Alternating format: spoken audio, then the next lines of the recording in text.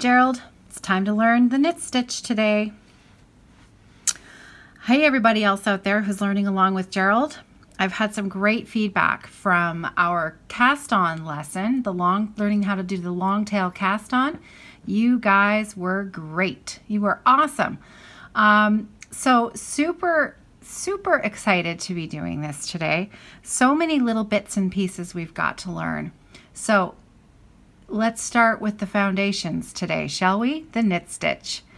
I've got a little rhyme to help you remember what to do. But before we get to that, we have to learn how to tension our yarn. Just a reminder that I knit English style, which is I hold the working yarn in my right hand and I do what's called or known as throwing the yarn. You'll see I'm not actually tossing the yarn at the needle, but that's what it's called, versus picking the yarn, which is when you hold the working yarn in your left hand, which is known as continental style knitting. So I'm holding the yarn in my right hand. We're going to learn how to tension that yarn because that's pretty important. After we've finished our longtail cast on and we have that cast on edge with the needle tip facing right, this is now what's known as the right side of our knitting, because we have a right side and a wrong side. When we're knitting flat, it's important that we know the difference between the right side and the wrong side. Sometimes it can be confusing, especially when we're first starting out with a new project. So when we do the longtail cast on, it provides a really easy way to know which side is the right side and which side is the wrong side. Because that tail end that we ended up with, that little bit of extra yarn from doing the cast on edge, I think I've got about 10 inches here of that extra tail. That tail is going to be on the right side of your knitting. So when you have your knitting is facing you and that extra long tail is on the right, you know that you're looking at the right side of your knitting. So if I flip this over and I'm looking at this side of it, and the long tail is on the left side of the knitting, I know that I'm looking at the back side of my work. Just like that. Okay, so here we go. We have to make sure that we get the right end to work with, because when we've got that long tail, sometimes we can pick that up by accident and start knitting with that. So we want to make sure that we've set aside that extra little tail. So we're going to move that out of the way, and the yarn that we're working with is coming from our ball of yarn, our working yarn.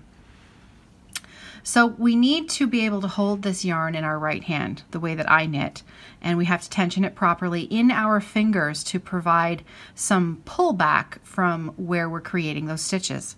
So here's how I do it. This is how my mother-in-law taught me how to do it. You may want to play around with this and find out what works for you, because not everybody's the same. And you know, what feels really comfortable for me after knitting for 20 years is going to feel a little bit awkward to you. So I suggest that you give it a chance. Keep trying. It's going to feel a little funny, but I promise you, in very short order, you'll feel like you're getting the hang of it. So what I do, and I had to practice this before I started recording because I have been doing this for so long, I don't think about it anymore. So I had to think about how I would explain it to you because it's such a natural motion to me now. Okay, so I've got my working yarn. I take my pinky finger of my right hand and I'm going to scoop that finger underneath the working yarn like that. And I'm going to pick it up in my hand. And then what I'm going to do is I'm going to wrap it around the back of my pinky finger one time. So I'm now holding the yarn just loosely over top of my pinky finger. And then what I'm going to do is I'm going to come and I'm going to take my index finger and I'm going to scoop underneath that other yarn. So wrap, and this is where you scoop. Sorry, this is where we scoop. Let me do that again. Take your pinky finger, take it up underneath, wrap the yarn around. These two fingers come over top of the yarn. My index finger comes underneath the yarn, so the yarn is now trapped. So you can see my hand. And this is where the yarn is attached to my cast on edge. Okay? So I'm going to do that one more time. scoop the yarn, working yarn, with your pinky finger, wrap it around, come underneath the 2 fingers and over top of the index finger. And that creates some tension on that yarn. And then now you're holding the yarn in your right hand, and you're also going to be holding the other needle at the same time. Okay? So here we are ready to go. And you'll see that I've got that yarn just sitting on top of my index finger, ready to be used to be knit into the first stitch. So now we're going to take our right needle tip, and we are going to insert that into the very first cast on stitch that's on our needle. So you come just to the left of the first stitch, and you're going to tuck that needle tip inside. So you can see how there's 2 parts to this stitch. There's the part that's looped over the needle, and there's the part at the bottom that looks like a little bump all the way along the edge. So you want the needle tip to go in between the loop and the bump. So at all times, the needle tip is touching the other needle tip. So you're going to insert that inside on the left, and you're going to take it to the right of that loop. You can see, I'm going to turn my work over, you can see the back of the loop. So I've come in from the left, and I've come out through the right. I then take the working yarn that I've got on my right index finger, and I'm going to wrap it from underneath around the right needle tip. I'm going to make sure that my tension is good on that yarn, because now I'm going to take my needle and I'm going to just gently tug, and I'm going to come through that little hole that's created just there on the left side. Now you can see I've got a little loop here and I've got a little loop here. This loop is going to come off right now, and you've just made your first knit stitch, just like that. So now I'm going to do it again, and I'm going to give you a little rhyme to help you remember. So remember, we're always going to the left of the next stitch when we do the knit stitch. And the rhyme goes like this: in through the front door, around the back, peep through the window, and off jumps Jack. So once again, to the left of the stitch, in through the front door, and around the back, peep through the window, and off jumps Jack. To the left and through to the right. Remember, both needle tips, the metal should be against each other. There's no yarn in between in the middle. Wrap the yarn around the back, pull it through, pull the needle tip through, and off. In through the front door, around the back, peep through the window, and off jumps Jack. Now you want to be careful. There's a few ways that things can go astray here, and the biggest one being that you're very tense and very nervous about, not nervous, but your tension is really, really tight, and so we start to pull harder and harder and harder. And as you do that, your stitches become harder and harder and tighter, and they become very difficult to knit. So you want to make sure that you just take a deep breath, roll your shoulders around, relax, and keep trying. You'll probably be a little bit tight in the beginning. I'd be really surprised if you were loose. So just remember, relax and keep practicing. In through the front door, around the back, peek through the window, and off jumps Jack. So now what I'm going to do is I'm going to go to the end of my row. I'm going to do each stitch. I've got 10 stitches on my needle. I'm going to finish all 10. And remember, if you make mistakes, just undo it and start over again. And I've got my last stitches on the needle, and you do exactly the same thing. To the left of that stitch, to the front, wrap the yarn through the window and off. Okay, that is my first row complete. And remember, my tail is on the right, so I'm looking at the right side of my fabric. My needle tip is pointed to the left.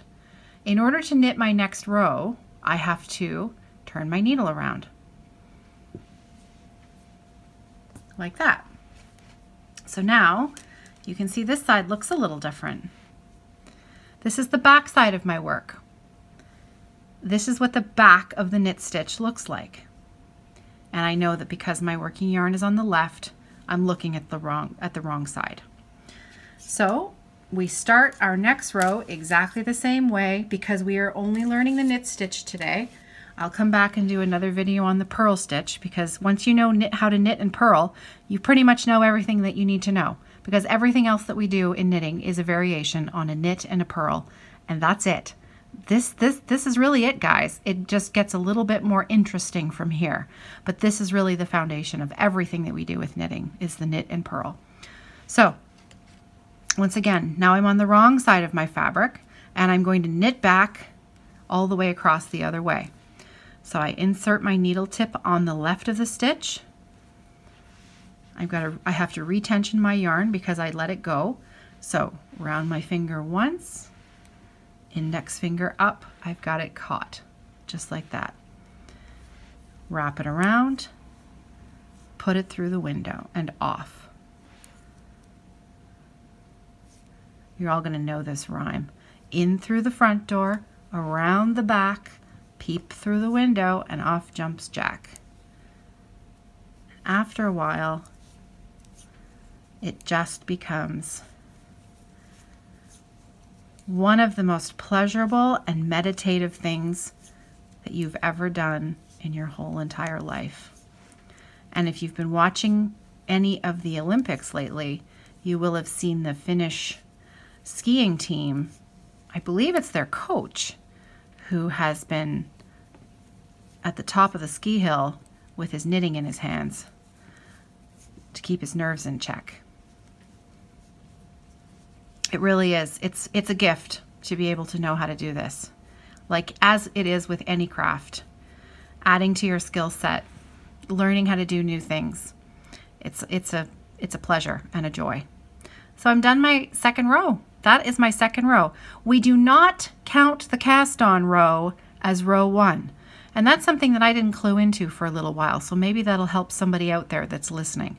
The cast on row does not count. Row number 1 was the first proper row that we knit. So I have just finished knitting row 2. And I'm going to turn my work around.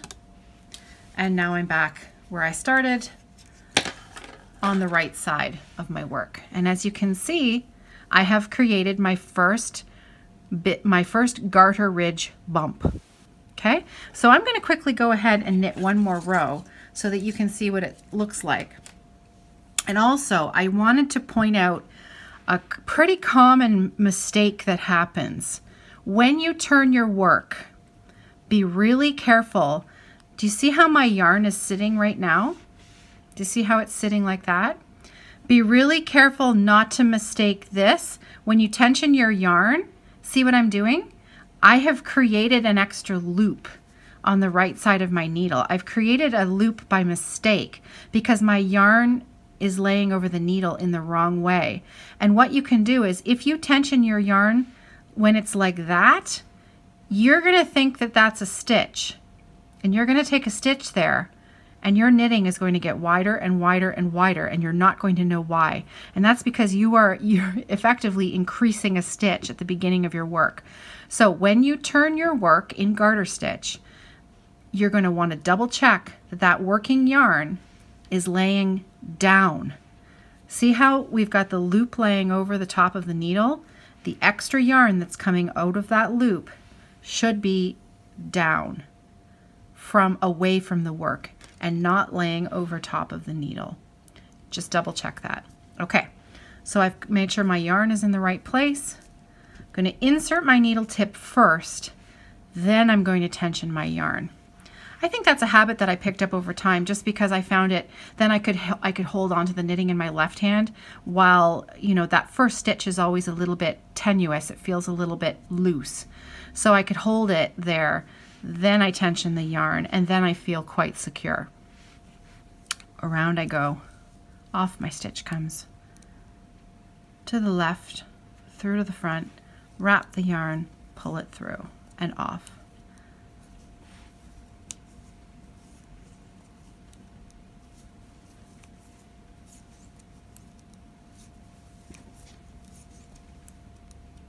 Just a few more stitches to go.